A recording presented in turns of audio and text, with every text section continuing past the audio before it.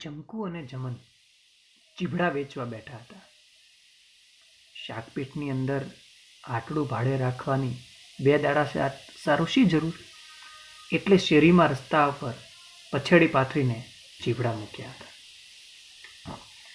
ઝવેરચંદ મેઘાણી કૃત બુરાઈના દ્વાર પરથી ટૂંકી વાર્તા આપણે એનો અભ્યાસ શરૂ કરી રહ્યા છીએ. જમકુ અને જમન ચીભડા વેચવા બેઠા હતા. ચીભડા એ શબ્દની સમજ મને લાગતું નથી કે જરૂર હોય, પણ એના માટે એક બીજો શબ્દ મતીરા છે. એટલે મતીરા અથવા ચીભડા જે છે એ સિઝનેબલ અમુક સમયમાં થતા બંને શાકભાજી છે અને લોકો એને ખરીદતા હોય છે. ચોમાસાના એકાદ મહિના પછી આપણે બજારમાં મળી જતા હોય. તો એક દંપતી છે જે ચીભડાની ખેતી કરે છે અને આ ખેતી જે છે કરીને એ મતીરા ચીભડા લઈને શહેરની અંદર એ વેચવા માટે આવ્યા છે. એટલે જ્યારે ચીભડા વેચવાના હોય ત્યારે સ્વાભાવિક છે કે દુકાન ભાડે રાખવી પડે. શાક વેચવાની બજાર, જેને આપણે શાકપીઠ કહીએ છીએ, આ એક શબ્દ સમૂહ માટે એક શબ્દ છે, યાદ રાખજો. શાકપીઠ, શાક વેચવાની બજાર અને હાટડું દુકાન, નાની હાટ કે દુકાન. તો કે છે કે શાકપીઠની અંદર હાટડું ભાડે રાખવાની 2 દાડા સારી શું જરૂર? એટલે શેરીમાં રસ્તા ઉપર પછેડી પાથરીને ચીભડા મૂક્યા હતા. તો એકદમ ગરીબ દંપતી છે, સાથે એક નાનું બાળક પણ છે, આગળ એનો ઉલ્લેખ આવશે. તો એણે વિચાર્યું કે 2 દિવસની અંદર આ ચીભડા વેચી નાખવા છે, એટલે ખોટું દુકાનનું ભાડું ભરવું અને ભાડે રાખવી એનો શું અર્થ છે? એનો કોઈ મતલબ નથી. એટલે શેરીમાં રસ્તા ઉપર પછેડી પાથરીને ચીભડા મૂક્યા હતા. પણ 2 ના 4 દિવસ થઈ ગયા હતા. જુવાન જોડલું હતું. ચમનલાલ શેઠના બાથરૂમમાં જઈને એકવાર જો તેલનું મર્દન લઈને માહેશ્વરી સુખડના સાબુથી અંઘોળ કરે અને ટુવાલે શરીર લૂછે તો મજૂર અને વાણિયા વચ્ચેનો રૂપભેદ કોણ પારખી શકે? એવા જમન અને જમકુના લાવણ્યવતા ઘાટીલા અને લાલ ચટકી ઉપડતા શરીરો હતા. તો આખું એક દૃશ્ય આપણી સામે મેઘાણીજી ખોલી રહ્યા છે. કહે છે કે આ જોડલું એ યુવાન છે, એકદમ જુવાન, તળપદો શબ્દ યુવાન, જોડલું, યુગલ. ચમનલાલ શેઠ કાલ્પનિક એક વાણિયો, વેપારી, પૈસાદાર, અને એનું બાથરૂમ જ્યાં લોકો સ્નાન કરે છે એવી જગ્યા. અને એના બાથરૂમમાં જઈને કહે છે કે આ દંપતી જે છે એને તેલનું મર્દન કરે, તેલની કોઈ માલિશ કરે. મહેશ્વરી એ વખતનો મૈસૂરનો સ્થાનનો સુખડમાંથી બનેલો પ્રખ્યાત એ વખતનો કોઈ સાબુ હશે, એનો અંઘોળ કરે, સ્નાન કરે, ઘસીને અંઘોળ કરે, એટલે કે એકદમ ઘસીને નવડાવે, સ્નાન કરાવે. અને પછી જો ટુવાલથી એનું શરીર લૂછવામાં આવે તો મજૂર અને વાણિયા વચ્ચેનો રૂપભેદ કોણ પારખી શકે? તો વેપારી એટલે વાણિયો અને મજૂર એ બંને વચ્ચેનો આ જ ભેદ છે કે આ જે ચમનલાલ શેઠ જેવા જે પૈસાદાર અમીર લોકો છે, એ લોકો પાસે સૌંદર્યના પ્રસાધનો એટલા બધા છે, પોતાના શરીરના રાખરખાવના એટલા બધા એની પાસે સાધનો છે, એટલે આપણને રૂપવંત લાગે છે, રૂપવાળા લાગે છે. અને મજૂર પાસે આ નથી સુવિધાઓ, એટલે આપણને એકદમ કરૂપ લાગે. પણ મેઘાણીજી કહે છે કે જમન અને જમકુના લાવણ્યવતા ઘાટીલા અને લાલ ચટકી ઉપડતા શરીરો, એકદમ આમ જેને કહેવાય ને કે કાંતિમાન તેજસ્વી શરીર, લાલ ચટકી ઉપડે એવા સુંદર લાવણ્યમય શરીર, આવા એકદમ યુવાન લોકોના શરીર હતા બંનેના. બહુ સરસ બધાની કલ્પના આવી કે સંસાર જો તપોવન હોય અને પરસેવો ટપકાવીને પેટ ગુજારો કરવો એ જ સાચો યજ્ઞ હોય, તો તે આ 2 જણા સાચો જ યજ્ઞ કરી રહ્યા હતા. 2 ઉપવાસી હતા, ધૂપમાં બેઠા હતા, એક આસને બેઠા હતા. ધૂળના વંટોળો ગરીબીના હવનના ધુમાડાશા ઉઠતા હતા અને 2ના મોં ઉપર આનંદ ઉજાસ મલકતો હતો. દેટ સિમ્બોલ, પ્રતીક. તમે જો કેટલું સુંદર મજાની વાત કરી કે જો કે છે કે સંસારને જો તમે આ તપોવન માનો, જંગલ માનો, વન માનો, અને પરસેવો ટપકાવીને પેટ ગુજારો કરવો એ જો સાચો યજ્ઞ હોય, મહેનત કરીને કમાવવું એ યજ્ઞ હોય, તો આ બેઉ જણા સાચો જ યજ્ઞ કરી રહ્યા હતા. આ પતિ પત્ની સાચો યજ્ઞ કરતા હતા. એટલા માટે કેમ કે યજ્ઞની પહેલી શરત એ હતી કે તમે ઉપવાસ કરવો જોઈએ. તો કે છે કે બે ઉપવાસી હતા, બંને ઉપવાસ કરી રહ્યા હતા, ભૂખ્યા છે, ધૂપમાં બેઠા હતા, તો ખુલ્લી જગ્યામાં બેઠા છે, જે યજ્ઞ માટે બેઠવું જોઈએ. પાછા એક આસને બેઠા હતા, સાથે નજીક એક આસન ઉપર બંને બેઠા હતા. અને જેમ યજ્ઞ કરતી વખતે અંદરથી ધુમાડો નીકળે એમ ધૂળના વંટોળા ગરીબીના હવનના ધુમાડાશા ઉઠતા હતા. તો એ શેરીમાંથી ઉઠતા જે ધૂળના રજકણો છે એ ગરીબીના હવનના ધુમાડાઓ એમ એ ઉડી રહ્યા હતા. અને બેઉના આનંદ મોં ઉપર આનંદનો ઉજાસ મલકતો હતો. તો આ બંનેના મુખ ઉપર પાછો એક પ્રકારનો આનંદ જે છે એ મલકી રહ્યો હતો, જેમ કે યજ્ઞના યજમાન રૂપે એ બંને મેઘાણીજી કલ્પી રહ્યા છે. હવે બે ફાટ મતીરા રહ્યા છે, જટ નીકળી જાય તો ભાગ્યે. તો આ બંને દંપતી છે મતીરા ચીવડા વેચી રહ્યા છે અને બે ફાટ જેટલા રહ્યા છે. એટલે બંને અંદરો અંદર સંવાદ કરી રહ્યા છે અને કહે છે કે બે ફાટ રહ્યા છે, ઝડપથી નીકળી જાય એટલે વેચાઈ જાય તો ભાગ્યે જતા રહીએ. એટલે તમે જુઓ કે આ દંપતીને ક્યાંક જવાની ઉતાવળ છે, ક્યાંક એમને ભાગવું છે ઝડપથી. હા, હવે રોટલા પણ એક ટકના જ બાકી છે. 2 દીના ઘડી લાવી હતી, તેને 4.5 દી ગદરી ગયા. માતાજી સે પૂરી. ખરું? પ્રશ્ન છે. માતાજીએ સે પૂરી એટલે સે પૂરવી, કોઈ ચમત્કાર થયો એવી રીતે આખી વાત કરે છે. એટલે કહે છે કે 2 દિવસ માટે, 2 દિવસના 2 ટકના, એટલે 2 ટંક જમી શકાય, 2 ટાઈમ 2 સમય જમવાના જે છે સાચવી શકાય એટલા જ રોટલા બાકી છે. અને એનું કારણ એ છે કે માત્ર 2 દિવસની કલ્પના કરી હતી કે 2 દિવસમાં બધા ચીભડાઓ વેચાઈ જશે, પણ એના બદલે 4 દિવસ થયા છે, ગદરી ગયા, 4 દિવસ પસાર થઈ ગયા. અને માતાજી સે પૂરી. હવે બહુ શ્રદ્ધાળુ દંપતી છે ઈશ્વર પ્રત્યે. એટલે કહે છે કે 2 દિવસના ભોજનમાં 4 દિવસ નીકળી ગયા.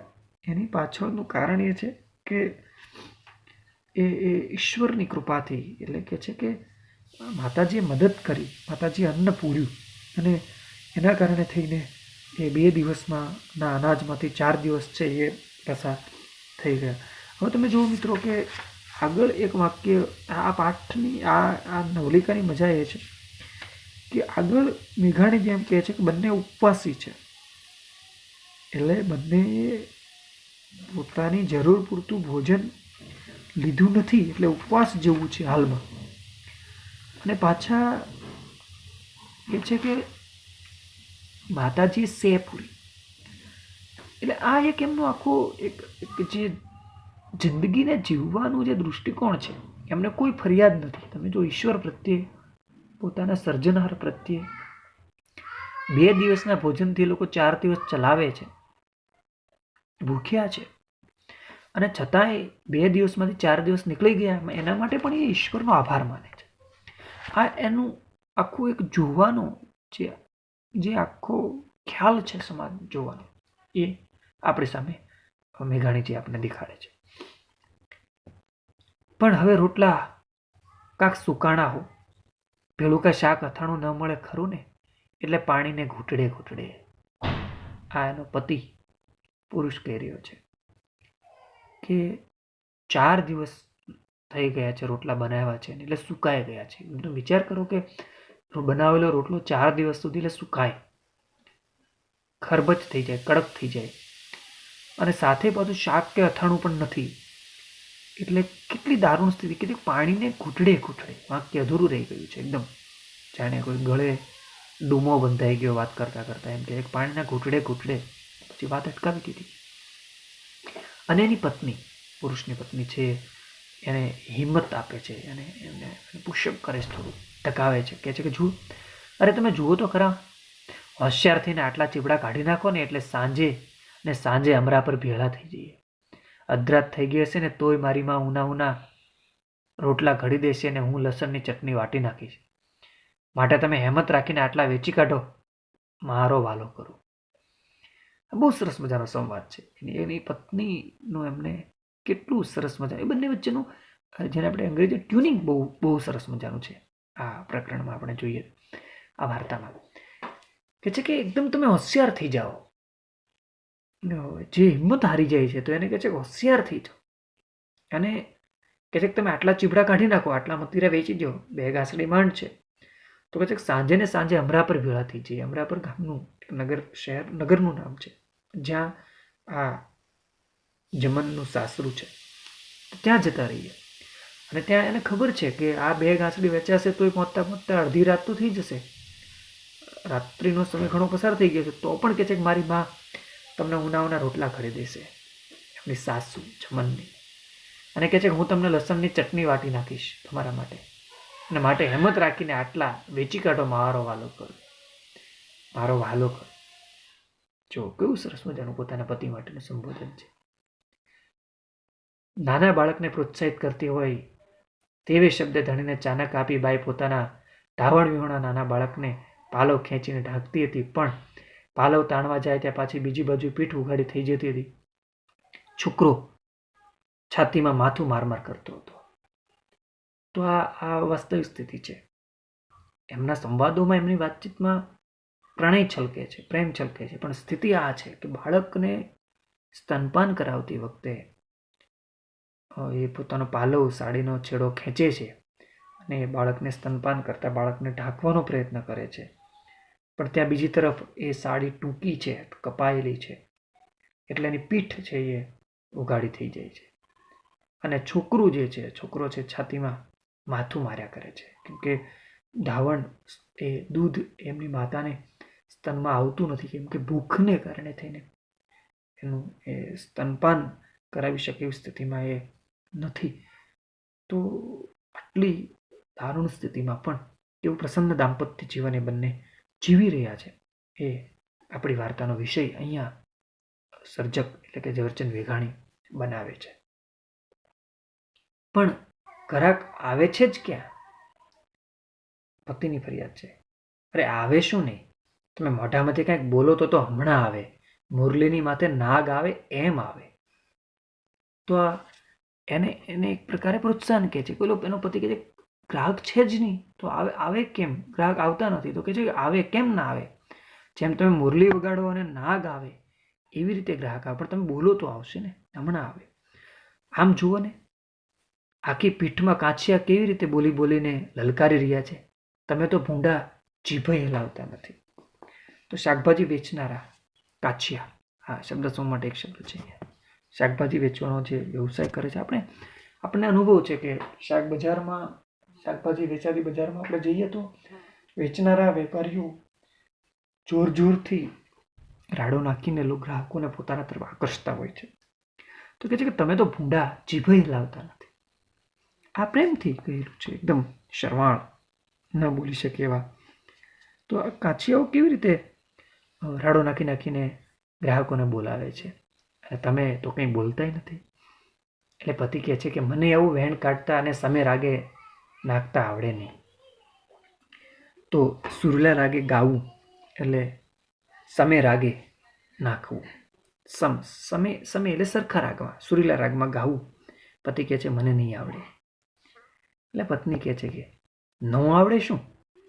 ધીરે સુરે બાય પુરુષને પઢાવવા લાગી. શીખવે છે, જેમ એટલે પોપટને લોકો પઢાવતા હોય, રામ વગેરે બોલતા એ રીતે પઢાવે છે, એકદમ સમજાવે છે ધીરા અવાજે. યા સાકરિયા મેવા, યા મગના ઘડા લઈ જાઓ, અમૃતના મેવા લૂંટી જાઓ, લ્યો બોલો એમ. પુરુષને કહે છે કે આમ બોલો, યા સાકરિયા મેવા. એક પ્રકાર મેવા એટલે મીન્સ કે જેને આપણે કહીએ ડ્રાયફ્રૂટ જેવું કહીએ છીએ એ પ્રકારના. તો સાકરિયા મેવા, સાકર જેવા એ કોઈ મેવા હોય એવી રીતે. પછી કહે છે મધના ઘડા, મતીરા છે એ મધ જેવા મીઠા ઘડા, જાણે મધનો ઘડો ભર્યો હોય એવા મતીરા. આ અમૃતના મેવા લૂંટી જાઓ, લ્યો બોલો એમ. લૂંટી જાઓ, લૂંટી જાઓ છે કે નહીં જેવી કિંમતમાં તમે લઈ જાઓ. તો કે છે આમ બોલો. તો લજામણીનો છોડ જાણે એનું જડબું ફાટ્યું જ નહીં, નીચે જોઈ ગયો. તો પુરુષ અંતર્મુખી છે. ચમન જે છે એ બહુ અંતર્મુખી ને ચંકુ તો બહિર્મુખી સ્ત્રી છે, એકદમ અંતર્મુખી વ્યક્તિત્વ. એટલે એનાથી ન બોલાયું અને લજામણીનો છોડ જેમ લજાય એમ એ લજાઈ ગયો, શરમાઈ ગયો અને એનાથી ન બોલાયું ને નીચે જોઈ ગયો.